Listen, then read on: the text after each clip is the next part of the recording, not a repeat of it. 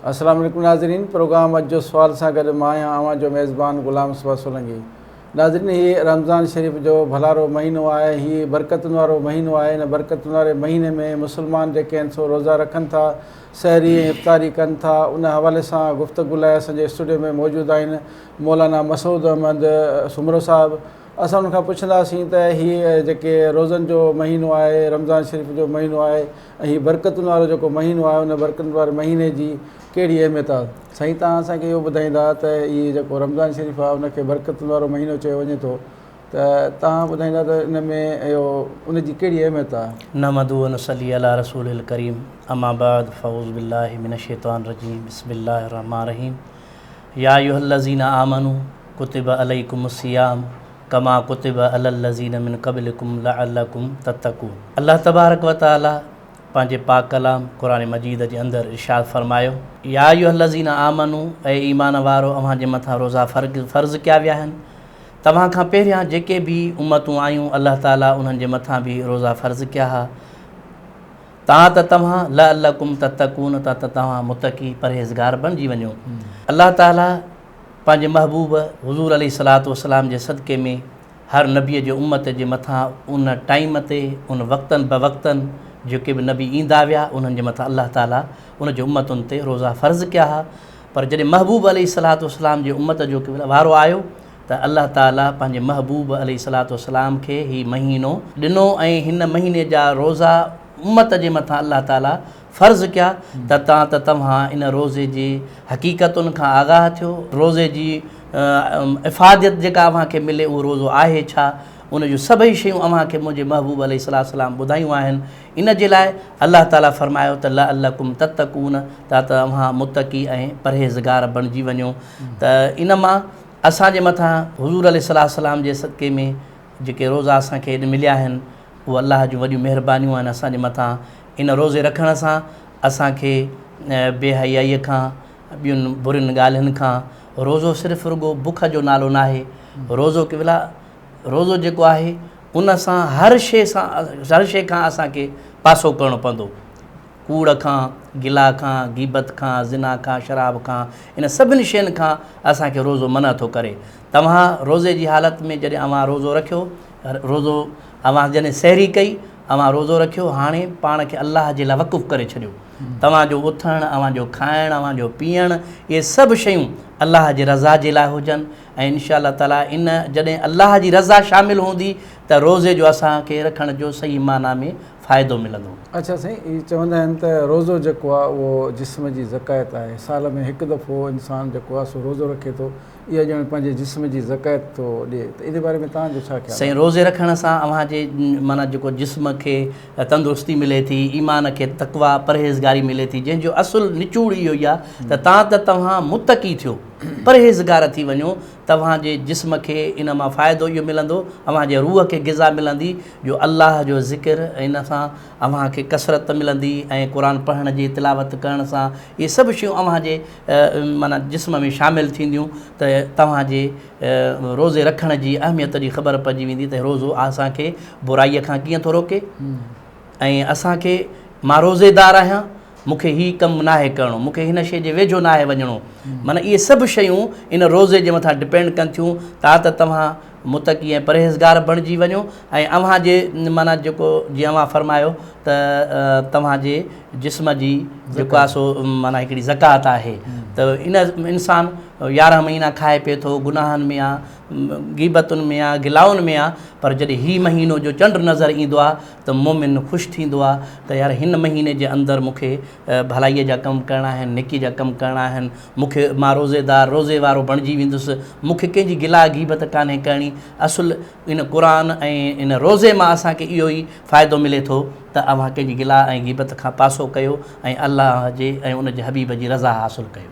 अच्छा साईं, इहे रमज़ान शरीफ़ जे महीने में माण्हू रोज़ो रखे थो, रोज़े रखण खां पोइ वरी कॾहिं जेकॾहिं भुल में का शइ खाई विझे थो जी, त उन जो पोइ उहो रोज़ो क़बूलु पए थो।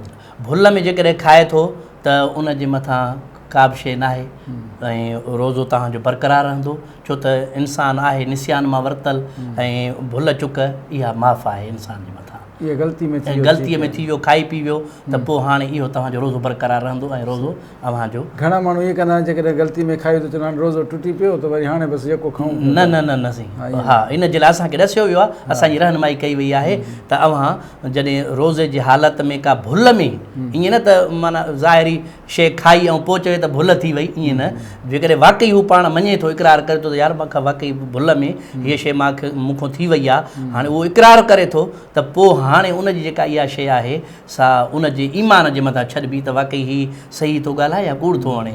पोइ जेकॾहिं हू सही पाण खे माना पेश करे थो त पोइ हू अलाह ताला उनजे महबूब असांखे ॾसियो आहे त जेकर तव्हां भुल में का शइ खाई पी वियो तव्हांजो रोज़ो बरक़रार रहंदो, टुटंदो न।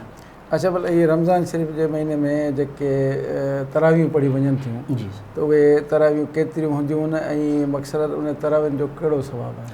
साईं, तरावी हुज़ूर अलैहिस्सलाम जन पाण करीम सल्लल्लाहु अलैहि वसल्लम जन वक़्तनि पढ़ंदा रहिया। जॾहिं हज़रत अमीर उमर साईं जो दौरु आयो त साहबनि सां मशवरो थियो त हिन खे कीअं हतमी शिकिल ॾिनी वञे जो मस्जिदूं अलाह जा घर आबाद रहनि। पोइ इन मशवरे ते आया त जेकॾहिं उनखे इनखे नमाज़ तरावी असां पढ़ूं अदा कयूं त इन जे लाइ को हाफ़िज़ क़ुरान हुजे जेको वेही अॻियों क़ुरान पाक पढ़े तिलावत करे असां पोइ जमात जे हिसाब सां जीअं अलाह जो घर कुझु टाइम ताईं आबाद रहे, ज़िक्र सां आबाद, क़ुरान जी तिलावतुनि सां आबाद रहे। ऐं इन नमाज़ तरावीअ में एॾो फ़ाइदो आहे जो इंसान जे हर हिकु जिस्म जे उज़्व में सॼो ॾींहुं बुख आहे, उनखां पोइ इंसानु इफ़्तार करे थो, पोइ पाणी बि पीए थो, फ्रूट खाए थो, इहे सभु शयूं।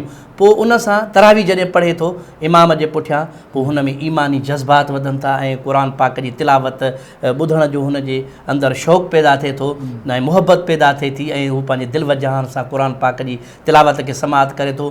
पोइ इन तरावी जी नमाज़ में गॾिजी जेको असां पढ़ंदा आहियूं उन मां असांखे हिकु रूहानी ग़िज़ा मिलंदी आहे, क़ुरान पाक जो नूर, उनजी रोशनी, उन मार्फत असांजे सीने में लहंदी आहे।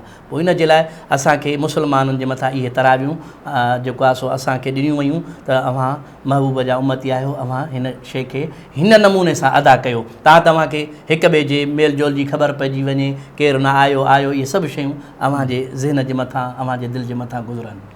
अच्छा, तव्हां ॻाल्हि कई त तरावियूं पढ़ण सां मस्जिदूं आबाद रहंदियूं, त 5 वक़्त जेका निमाज़ आहे, माण्हू निमाज़ पढ़े थो उन सां बि मस्जिदूं आबाद रहनि थियूं, पर हीअ तरावियुनि जी अहमियत कहिड़ी आहे?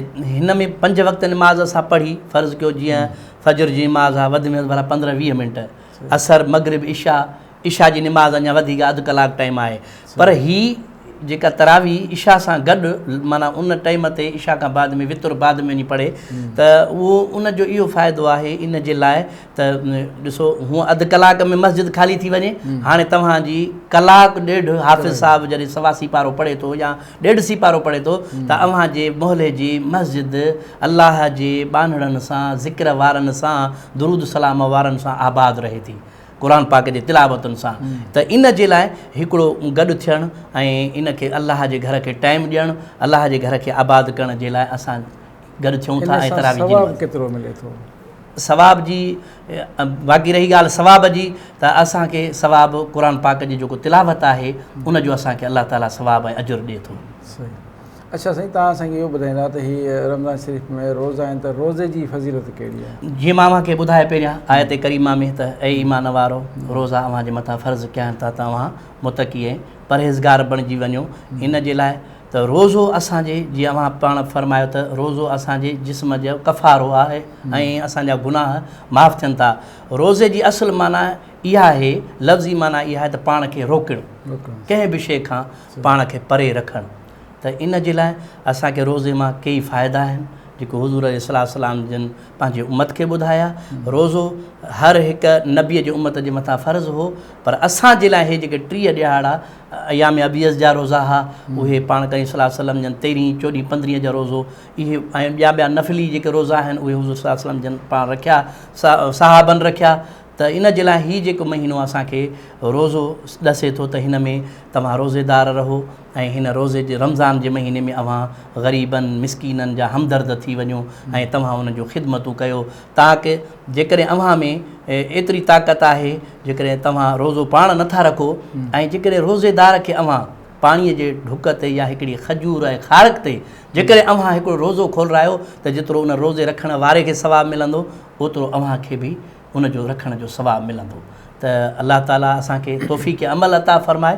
रोज़ो अल्लाह ताला असांजे मथां फ़र्ज़ु कयो आहे। ईमान वारा इन रोज़े जी अहमियत खे पाण बि सम्झनि था। नाज़रीन जेके ॾिसनि पिया दोस्त असांखे, उन्हनि सभु हिन महिल मीडिया जो दौरु आहे, का बि ॻाल्हि छुपियल कान्हे कंहिंखां त रोज़ो आहे छा ऐं रोज़े जी अहमियत छा आहे, इहे सभु इंसान सम्झनि था, पर असांखे अल्लाह ताला तौफ़ीक़ अमल अता फ़रमाए। मौलाना मसूद साहब, तव्हांजी वॾी महिरबानी, तव्हां असांखे स्टूडियो में टाइम ॾिनो। आमीन। नाज़रीन, तव्हां मौलाना मसूद अहमद सुमरे साहिब जी ॻाल्हि ॿोल ॿुधी। उनजो इहो चवणु आहे त हीउ रोज़ो जेको आहे साल में हिकु दफ़ो जेको महीनो अचे थो रमज़ान शरीफ़ जो, उन में इंसानु रोज़ो रखे थो त माण्हू जेके रोज़ो रखनि था उहे पंहिंजे जिस्म जी ॼण ज़कात ॾियनि था, पंहिंजे गुनाहनि जो कफ़ारो कनि था। ऐं हिन महीने में सॼा जेके उनजा ॼाणाई अणॼाणाई में जेके गुनाह कनि था उहे उन्हनि जो कफ़ारो थिए थो। ऐं इन सॼे जेके 30 जेके रोज़ा रखनि था उन्हनि 30 रोज़नि जो हिकिड़ो पंहिंजो सवाबु आहे। उन सवाब सां इंसान जो जेको जिस्म ऐं रूह हुनजो वरी पाक साफ़ थी वञे थो। इन सां ई पंहिंजे मेज़बान गुलाम मुस्तफ़ा सोलंकी खे इजाज़त ॾींदा। वरी मिलंदासीं कंहिं ॿिए सुवाल सां गॾु, वरी कंहिं ॿी शख़्स सां। तेसिताईं अला भाई।